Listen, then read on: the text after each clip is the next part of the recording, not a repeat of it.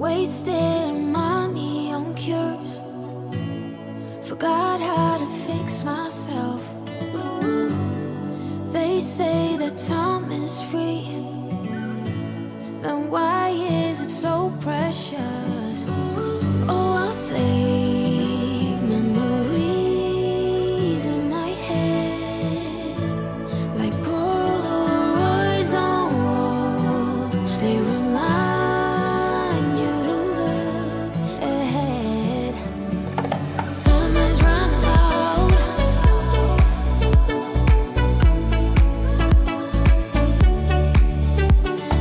Time is running out.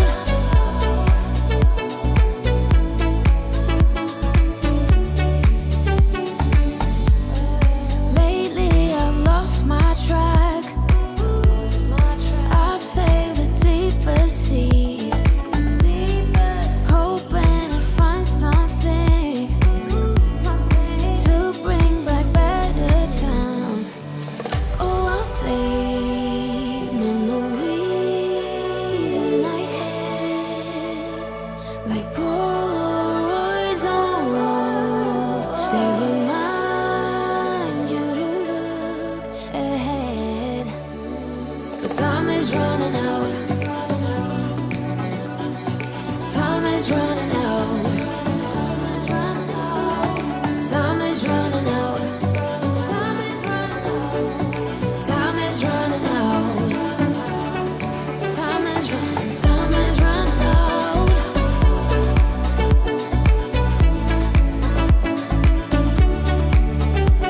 But time is running out.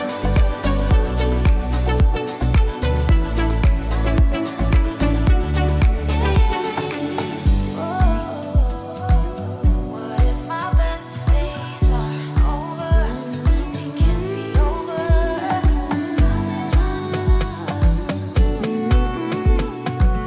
They can't be over now. Time is running out. What if my best days are over?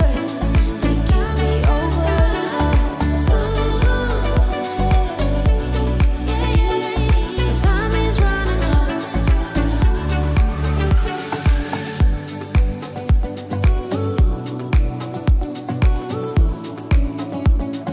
Time is running out.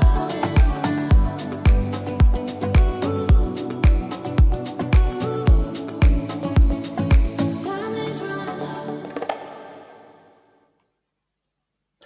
Okay, welcome everybody. Welcome to a session on the economics of externalities. This is a key micro topic, applied micro theory and evaluation all mixed into one. And it's kind of one of those topics that you will be writing about at some point in your economics papers in the next few months. Maybe you've got some mocks coming up, and obviously looking further ahead to the May and June papers, which they do arrive fairly quickly once we turn into that new year. So putting revision minutes in the bank is always good news. And welcome to those of you who are watching live. And if you are, subscribe to the channel so you can contribute your answers. We'll showcase some of the best answers during this session. If you're watching on replay, just press that pause button anytime you like to think about the questions, jot some thoughts down, and add to your revision notes. Before we kick off, quick reminder that in the spring we are heading around the country on our Grade Booster live events, all the way up to Newcastle, to Leeds, to Manchester, Bristol, Birmingham, and of course some big sessions in London. Tickets are selling very quickly for these. We think these are going to be uber popular. We've already had to book some extra screens in certain venues. So just head to our website, tutor2.net, find the live events, and come and join us on a Grade Booster day. A couple of multiple choice questions to kick off our externalities work here. Here's the first question coming up. A medical team provides vaccinations for children to prevent an outbreak of an infectious disease. Why would this be described as a positive externality? What do we think here? Which of those answers, A, B, C, or D, do you think is the best explanation as to why this would be regarded as a positive externality? If you're watching in the live session with us today, do post your answers into the chat window and we'll see what you come up with. Kamari and Sanuli and Sasan have all come up with the tops. They're all suggesting the answer is C. Let's double check. It is indeed. Yeah, and I think actually it's quite interesting with vaccinations. There's a strong element of public good about vaccinations. There's obviously a controversy about the effectiveness of vaccines, but ultimately, fundamentally, tested and regulated vaccines create positive externalities from consumption. Here's our second question for you. The government wishes to lower the externalities caused by the use of coal. Which policy should the government use? There's your four options. What do we think for question number 2? Impose an indirect tax on hydroelectric power, increase income tax, take away any restrictions on coal production, subsidise wind-powered electricity output. What do we think for question number 2? Both of these, by the way, were past question papers and actually from quite recent exams. So what do we think here? Kamari thinks D. Sunuli agrees. And yep, I think most people coming in with D. Let's double check. It is D. Subsidised wind-powered electricity production. Good stuff. Now, here's a little bit of theory for you. So we're going to go to give me two, but let me just explain. This is a really key idea, and hopefully you've come across it in your lessons. There's a concept called mixed externalities. Now, mixed externalities happen when an activity, could be production, could be consumption, could be both. An activity creates both positive and negative externalities simultaneously. So that's why they're called mixed externalities. And these mixed impacts often complicate the evaluation of the overall social cost or social benefit of an activity. So my first give me two is a minute. Can you probably give me two examples of activities where you can identify at least one negative, one positive externality? Have a go.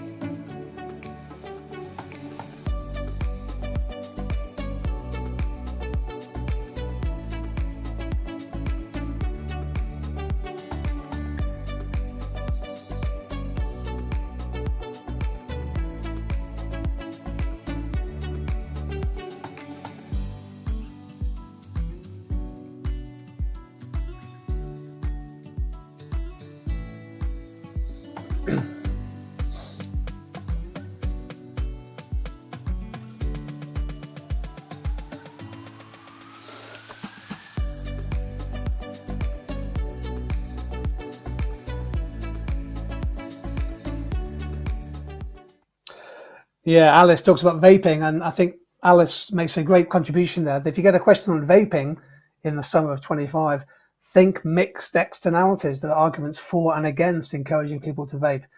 0701C talks about production of goods and services that might require plastic packaging. So vaccines have positive externalities, but what about the packaging and the waste from a mass vaccination program, for example? Tops talk about consumption of bottled water. Black Rose talks about headphones. Yeah, these are really interesting examples of mixed externalities. And if you get the idea, which you clearly do in this group, which is fantastic to see, then bring that into your evaluation. Because if you know there are mixed externalities, you can then start to calibrate the net cost or the net benefit. So some great answers. Here are my two for you. I've gone for renewable energy, wind farms, and I've gone for EVs. So I've gone with my sort of examiner hat on, thinking about quite chunky topics here. So wind farms, solar panel farms, I guess, can bring down greenhouse gas emissions, contribute towards the progress towards net zero, improved air quality, improves public health, but damage to local ecosystems, occupying large tracts of land, potential consequences of biodiversity, etc. So there are some mixed externalities there. Hopefully that makes sense. And EVs, great example. Many people here, perhaps even people in this live stream, thinking about buying EVs. You have lower tailpipe emissions, so cuts in urban air pollution. Some quite strong evidence, by the way, about measures to cut air pollution near schools and the consequences for children's health. But on the other hand, mining for lithium, for cobalt, other key scarce materials used in batteries can cause severe environmental degradation. And also, of course, the big issue of the disposal and recycling of EV batteries going forward, the long-term externalities. So hopefully you get the idea here. I think in most cases, if you get a question on externalities, there are mixed external costs, external benefits. Now, diagram-wise, a couple of people asked me to show this in the diagram. Well, let's look at an example. This is the market share, by the way, for fuel types in new cars in the UK. And this will be a classic data response question, wouldn't it? That the share of petrol and diesel is diminishing over the last, well, certainly 5 years. The share of battery electric growing, hybrid electric, plug-in hybrid, mild hybrid. But in other words, the share of petrol and diesel is now at just a bit below, probably 50-55% in terms of new cars registered. And have a look at this chart. This chart shows monthly battery electric car sales. There's obviously a very strong seasonality here, but the seasonality and the trend are pretty clear in terms of registered cars all the way through to the autumn of this year. There was a big surge in electric vehicle sales in October, taking it to a new high of 55,000 in a month. So thinking about that, thinking about the diagrams, I just want to literally walk you through the diagrams just for 2 minutes, if that's okay with you. So here's a situation where we have negative externalities, so marginal cost is greater than marginal private cost. And we have external benefits, so marginal social benefit is greater than marginal private benefit. So look to see where the social cost and social benefit curves intersect. That is output Q2, and that is lower than the private optimum Q1, the intersection between private cost and benefit. So in this situation, the external costs probably outweigh the external benefits, and therefore society would like the output to be lower Q2 compared to Q1, and the free market price is probably too low, output is too high, leading to a loss of social welfare. So if you're in the situation where you think in the exam that the negative externalities outweigh the positives, if that makes sense, then this is the diagram to draw. Okay? Contrast that with the next slide, next diagram. Now, can you notice here that I've made the external benefits much bigger and the external costs a little lower, such that the social optimum here is Q2, that's where we'd like to be. The private optimum is Q1. So here, where the market failure is under consumption or under production of the commodity, and there's a welfare loss if we're at Q1. So the point to take away from this, everybody, is that in most questions, whatever the stimulus you get, there are mixed externalities, and students who are aware of this and can build it into their analysis and evaluation will always do better. Okay, let's move on to something related. This chart is interesting. This chart takes the last 23 years of data and asks the question, what has happened to per capita carbon dioxide emissions? Changing per capita emissions, okay, emissions per person. And it's a staggering chart. So Vietnam increased by nearly 400%, China just under 200%, India, and so on. In some countries, South Africa, Mexico, Japan, Australia, per capita emissions have gone down. Okay. The next chart reveals what's happened in the UK, and the UK has made significant progress. I have scaled the y-axis to amplify that a bit, but emissions per capita down from 11.5 metric tons in 1970 to 4.5, let's say, per person in 2023. So, but the UK needs to get further to meet its net zero targets. Keep that thought in mind. Here's a question for you. I want to take carbon trading as a little stimulus here. So can you give me 2 arguments in favour of using a carbon trading scheme to cut emissions? Have a go.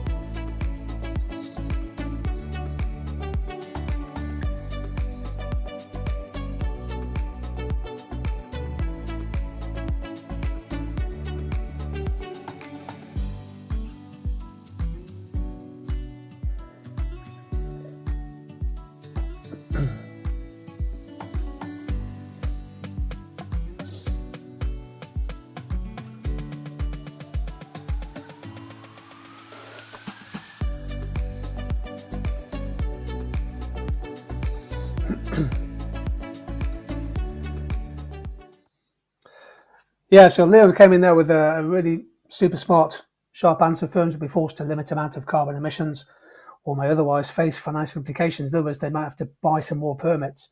Kamari talks about less damage to the environment and encourages firms and businesses to be more environmentally sustainable to gain more profit.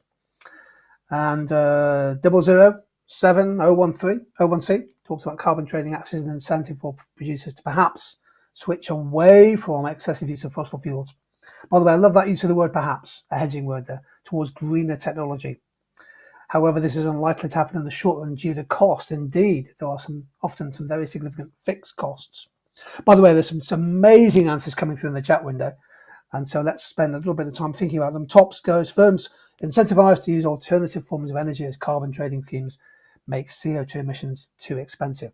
What's coming out of this is that you seem to have a really good intuitive understanding of what carbon trading is designed to do.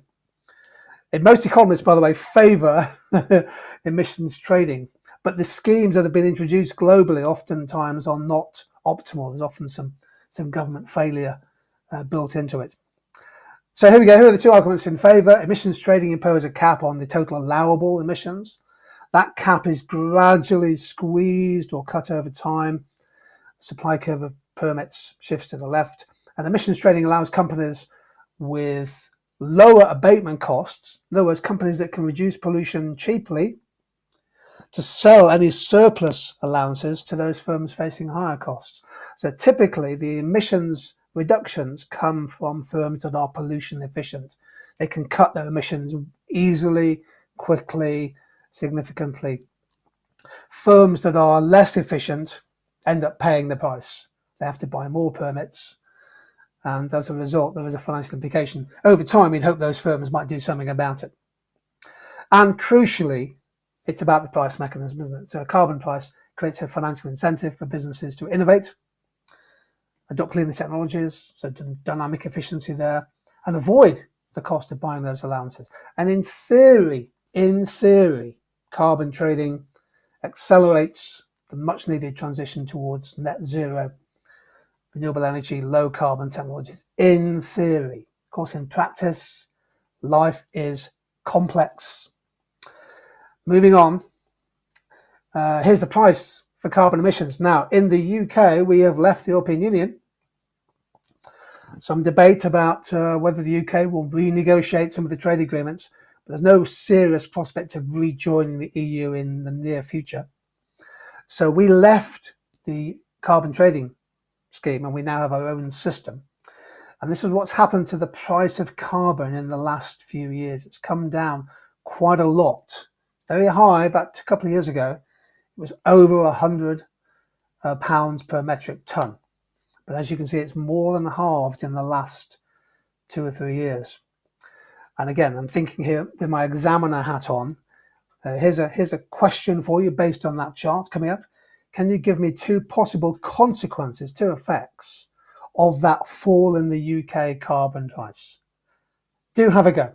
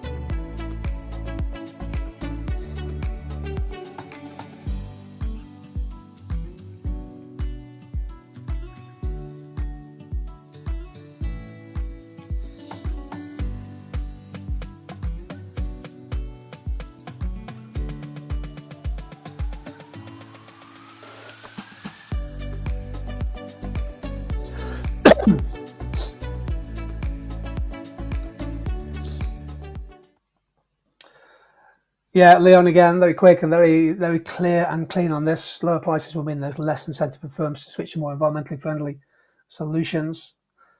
George comes in with a terrific point. Thanks for contributing, George. Unfortunately, lower fossil fuel costs leading to more demand for carbon products, negative externalities. A little bit of a shift back towards coal. Coal imports have gone up in the UK because it's cheaper for firms now to import coal with a stronger pound and the lower carbon price. So coal imports have gone up. Yeah, here's another one from Sol Sifs. Demand for carbon increase, which can result in increased carbon emissions and therefore more air pollution. It's always the danger, isn't it? You set up a mechanism where the price is designed to change behaviour, but if the price is too low, £40 per metric tonne, you end up creating a kind of disincentive effect. And top says firms would use more carbon products, leading to negative externalities such as pollution. C agrees. Perhaps the government has to spend more to mitigate these consequences and the potential government failure. Yeah, this is one of the dangers. There's some argument here for saying, well, maybe the government should have a minimum price for carbon of, let's say, £70 per metric tonne. So the government introduce a minimum price. Kamari says, well, one of the positives, it can make the UK a more attractive place to invest. This is the idea of the carbon wedge.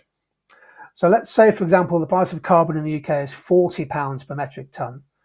And in Europe, it's, let's say, €80. So twice, well, I have to do adjustments. So £1 is what, €1.20. So it's effectively, in the European Union, the carbon price will be about £65 per tonne. There's a big wedge there.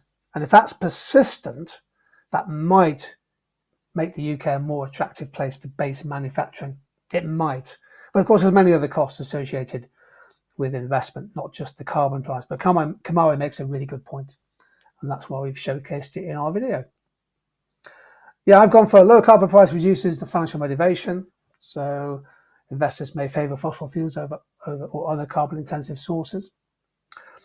And on the flip side, there's a positive. UK firms get a cost advantage. So steel producers in the UK won't be complaining about it because they've come under huge pressure recently. So if the carbon price is lower, they'll get a benefit. But when the government comes to auction new permits next year, they won't get as much revenue from the auction of permits. So there's a downside there for the government in terms of the revenue. Last question today on this one. Absolutely. By the way, some amazing answers. Thank you to everybody who's contributed, to Kamari, to Tops, to Black Rose, to George and Leon. Absolutely fantastic. So if carbon trading isn't necessarily effective, can you come up with 2 alternative policies to emissions trading? 1 minute, have a go.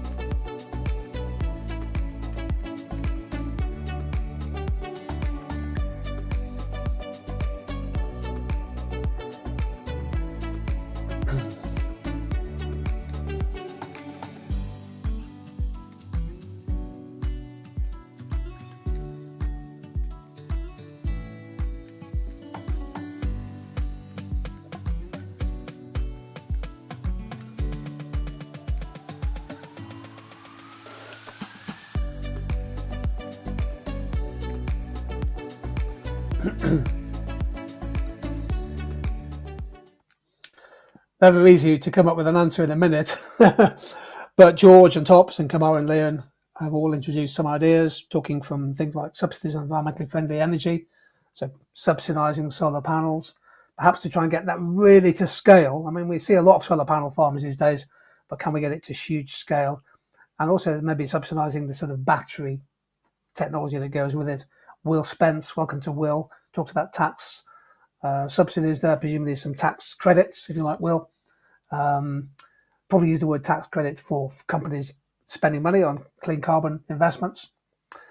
I think the key point that's coming out of the discussion here is you need a multiple range of policies. So no one policy on its own will ever do the job for you. This is an area of economics where you need a range of interventions. And then, of course, you can then talk about which you think would be most effective in the long run.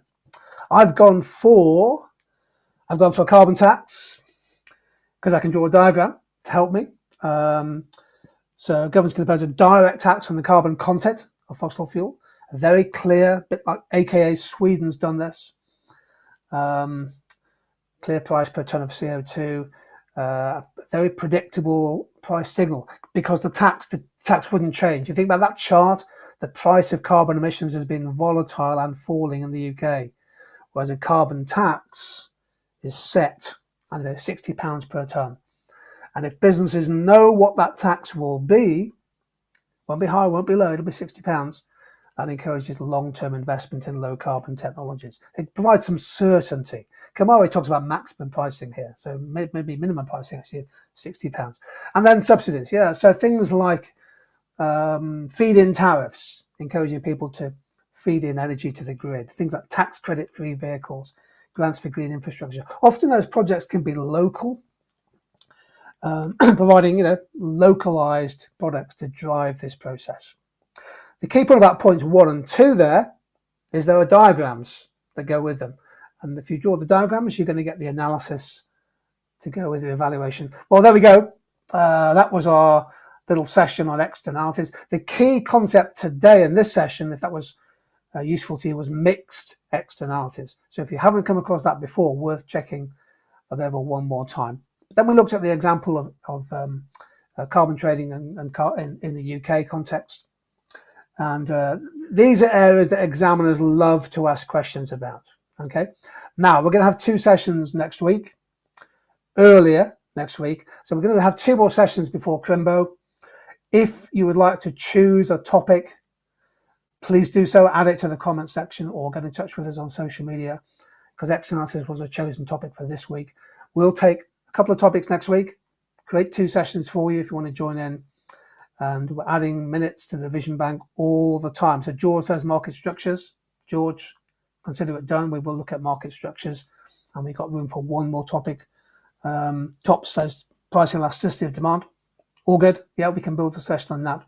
What we're trying to do is try and take topics at the intersection of year 12 and year 13 and really try and just add those revision minutes. Now, last year, or 2024, we built up an amazing community of students. I mean, hundreds were coming to the live events, the live sessions, and they were absolutely brilliant. And it was a great joy at the end of the exam season to hear of your successes and your achievements across different subjects and different courses, from top universities to great degree apprenticeships. So we'd love to build that community again in the next 6 to 8 months. That's our plan, that's our aim, live here on the Tutor2 website. So please spread the word. Have a great weekend. Stay positive, stay healthy, stay happy. Most of all, stay curious, and see you all sometime soon.